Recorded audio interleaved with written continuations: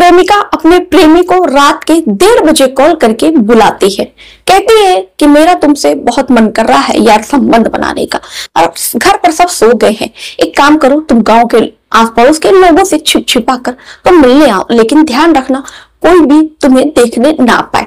अब वो लड़का था, जब लड़की सामने से खुद ऑफर दे रही है कि मेरा तुमसे शारीरिक संबंध बनाने का मन कर रहा है, तो जो लड़का है बिल्कुल ये बात सुनकर उतावला हो जाता है और बिना कुछ सोचे समझे, बिना विचारे उस लड़की से मिलने के लिए पहुंचता है।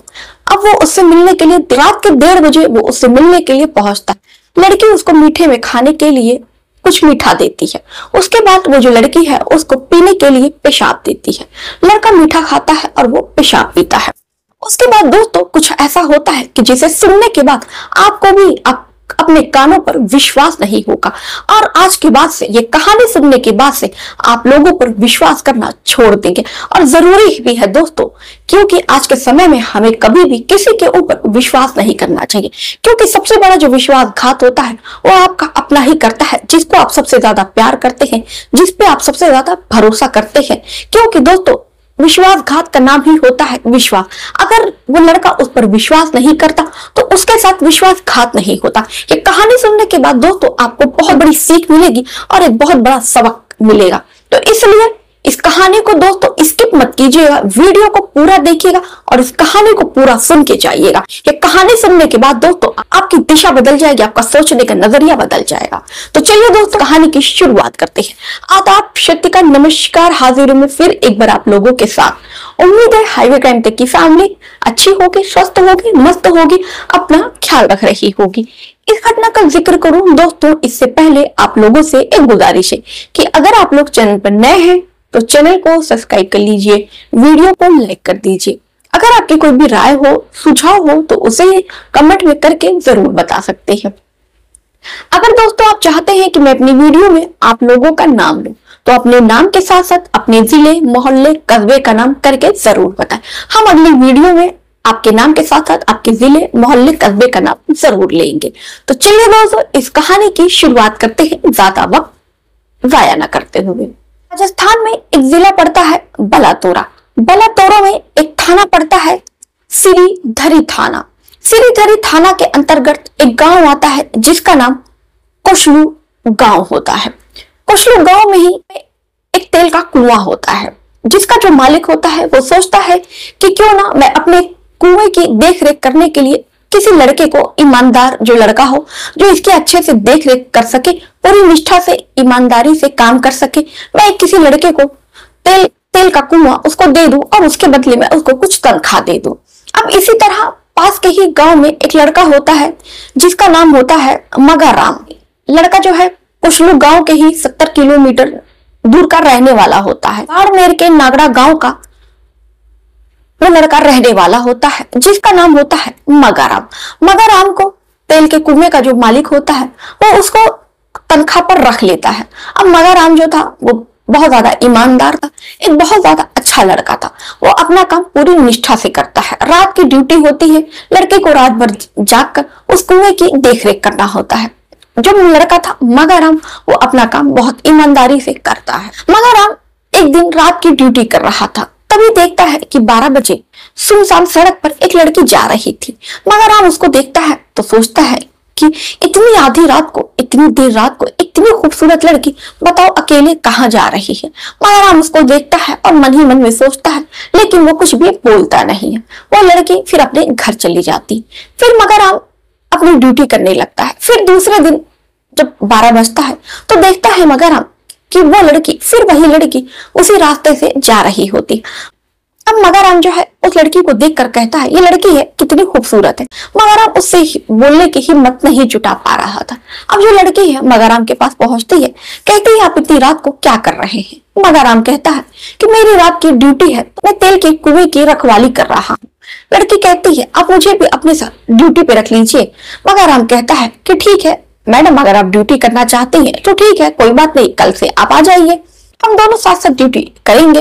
लड़की कहती है कि हाँ सही है, ऐसे हम दोनों का मन भी लगा रहेगा, आपका भी मन लगा रहेगा। अब मगाराम जो है ये बात सुनकर लड़की की हंसने लगता है। उसके बाद से लड़की थोड़ा मगाराम से बात करती है। उसके बाद लड़की अपने घर चली जाती है। फिर तीसरा दिन होता है, लड़की उसी रात को फिर वो जा रही थी। अब मगाराम उसको देखता है तो कहता है, मैडम आप इतनी रात को कहाँ जाती हैं? लड़की कहती है, क्यों, तुम क्या करोगे जान के मैं कहाँ जाती हूँ और मैं क्या करती हूँ? मगाराम कहता है कि नहीं मैडम, मैंने तो बस ऐसा ही पूछ लिया, आपको अच्छा नहीं लगा हो तो उसके लिए क्षमा चाहूंगा। लड़की कहती है कि नहीं, दरअसल मैं ड्यूटी करती हूँ तो मुझे ड्यूटी से लौटते लौटते मुझे थोड़ा सा देर हो जाती है। मगाराम और वो लड़की दोनों आपस में बात करने लगते हैं।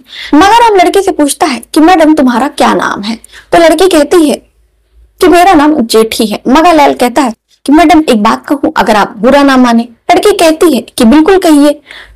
तो मगाराम कहता है कि मैडम आप बहुत खूबसूरत है। लड़की हंसती है, कहती है अच्छा तो तुम मुझ पर लाइन मार रहे हो।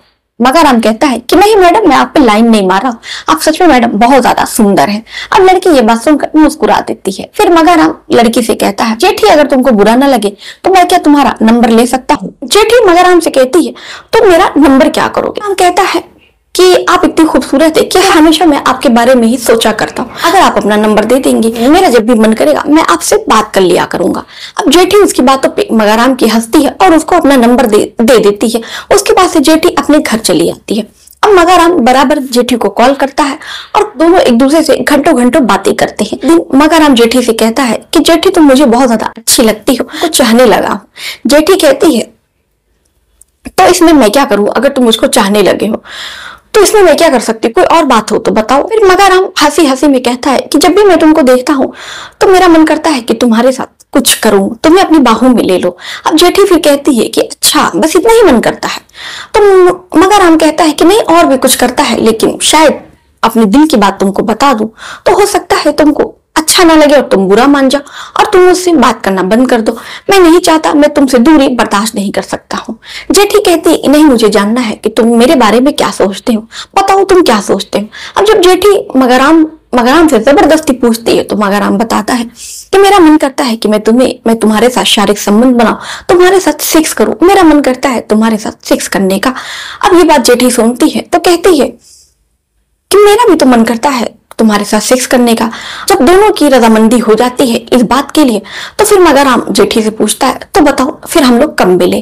फिर जेठी कहती है कि ठीक है, मैं तुमको बताऊंगी जब मेरे घर पर सब लोग सो जाएंगे। जेठी के घर पर सब लोग सो जाते हैं तो जेठी जो होती है वो मगाराम को फोन करती है और कहती है, मगाराम तुम घर पर आ जाओ, सब लोग सो गए हैं। अब मगाराम सबसे छुप छिपा कर जेठी के पास जाता है और जेठी से शारीरिक संबंध बनाता है। अब एक बार जो शारीरिक संबंध का सिलसिला शुरू होता है और एक बार कहते हैं ना दोस्तों, किसी को शारीरिक संबंध की लत लग जाती है, फिर में जो लत होती है वो नहीं छूटती है। अब होता भी दोस्तों कुछ ऐसा ही है। मगाराम और एक बार जेठी के बीच में शारीरिक संबंध बन जाता है तो दोनों हमेशा प्यासे रहते थे, उतावले रहते थे एक दूसरे के साथ शारीरिक संबंध बनाने के लिए। दोनों के रिश्ते को 6 महीना बीत जाता है। मगाराम और जेठी एक दूसरे से बेइंतहा प्यार करते हैं। एक दिन जेठा अपने मालिक से छुट्टी लेकर वो अपने गांव गया हुआ था। 2 दिन का वक्त बीतता है और जो जेठी इधर है वो मगाराम से नहीं मिलती है तो उसका बहुत मन करता है मगाराम से मिलने का। वो मगाराम से फोन करके कहती है कि यार मुझे अब ये जो जुदाई है वो बर्दाश्त नहीं हो रही है, मेरा मन कर रहा है कि मैं तुमसे शारीरिक संबंध बनाऊं। मगाराम कहता है जेठी से कि कुछ दिन और बर्दाश्त कर लो, मैं 1-2 दिन में तुम्हारे पास आ जाऊंगा, उसके बाद हम लोग जी भर के एक दूसरे से प्यार करेंगे। लेकिन जो जेठी है वो मानती नहीं है, कहती है मगाराम मुझे नहीं पता, मुझे तुम्हारे साथ अभी शारीरिक संबंध बनाना है, मुझे नहीं पता। मगाराम कहता है कि जेठी मैं अपने गाँव आया हूँ। जेठी कहती है कि देखो अगर तुम मुझसे शारीरिक संबंध नहीं बनाओगे तो देखो मेरा इतना मन कर रहा है कि मैं किसी के साथ भी शारीरिक संबंध बना लूंगी, सेक्स कर लूंगी, फिर तुम मुझे कुछ मत कहना। अब जब ये बात मगाराम सुनता है तो कहता अच्छा बताओ तुम क्या चाहती हो। जेठी कहती है कि तुम तुरंत अपने गाँव से मेरे गाँव आओ। जो मगाराम होता है वो अपने गाँव से तुरंत ही अपना कपड़ा बांधता है और निकल जाता है। जब वो अपने गाँव से निकला था तो 12 बज रहा था, वो 6 बजे जेठी के गांव पहुंच जाता है। तो दोस्तों कुछ ऐसा है कि वो इंतजार कर रहा था कि जब जेठी के घर वाले सो जाए तो वो जेठी के घर जाए। अब वो इस बार जब जेठी के घर जाता है तो जेठी के घर वाले मगाराम को पकड़ लेते हैं। उसके बाद मगाराम को वो बहुत ज्यादा पीटते हैं और डंडे से उसकी पिटाई करते हैं। मगाराम के घर में 6 से 7 लोग थे और कुछ आस पड़ोस के लोग थे जो मगाराम की बहुत पिटाई करते हैं। उसके बाद से जो जेठी है वो भी मगाराम को बचाने की कोशिश नहीं करती और अपने घर वालों से मिल जाती है ताकि उसके घर वालों का शक जेठी के ऊपर नहीं है, ताकि जेठी की पिटाई ना हो सके और वो पिटाई से बच जाए। उसको जी भर के वो पीटते हैं। जब वो बदहवास हो जाता है और जब वो पानी मांगता है तो उसके नाम पर वो पेशाब देते हैं। उसके बाद से मगाराम की तबीयत बहुत ज्यादा खराब हो जाती है, बहुत ज्यादा उसकी हालत जो है गंभीर हो जाती है। इनको जब लगता है कि मगाराम अब मरने वाला है तो क्या वो कुछलू गांव के एक निजी अस्पताल में ले जाकर उसके बाहर उसको मगाराम को फेंक देते हैं।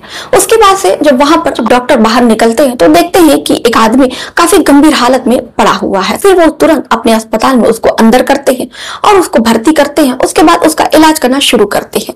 तो जैसे ही डॉक्टर उसका इलाज करना शुरू करते हैं तो देखते हैं कि जो लड़का है वो मगाराम वो तो मर चुका है। उसके बाद से जो डॉक्टर होते हैं वो तुरंत पुलिस वालों को सूचना देते हैं और जो है वो तुरंत मौके पर पहुंचती है। बाद से पुलिस जो है अपनी जांच पड़ताल शुरू करती है कि आखिर में ये कौन व्यक्ति था, इसका क्या नाम था। तो पता चलता है कि ये कुछलू गांव का ही मगाराम है जो तेल के बाड़ी पर काम करता था। फिर मगाराम के घर पर फोन जाता है, उनके चाचा को फोन जाता है कि ऐसे ऐसे करके आपके लड़की की लाश मिली है। अब घर वाले सुनते हैं तो घर में मातम मच जाता है।